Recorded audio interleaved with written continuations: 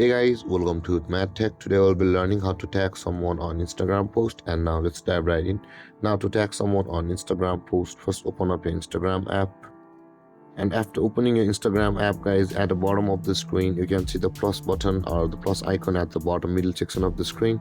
Tap on that plus button, and from over here we'll be required to make a post. So to do that, let's swipe the button at the bottom of the screen to the left, and we will go to the post section. And from over here, guys, I'll be just taking a photo of my keyboard for a demo purpose, and let's take it. And you can update your post however you may like, and that's on you guys. And after this, tap on next, and you will be able to tag personals on your post. From over here, guys, you can see the second option where it says the tag people or add collaborators.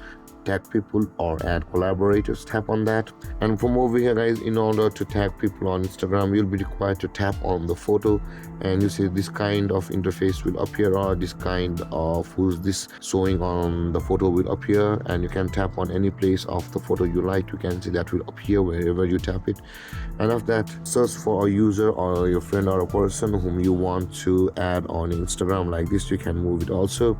And after that, tap at the tick mark at the bottom right corner, and that person will be added. You can see on the second that person is there.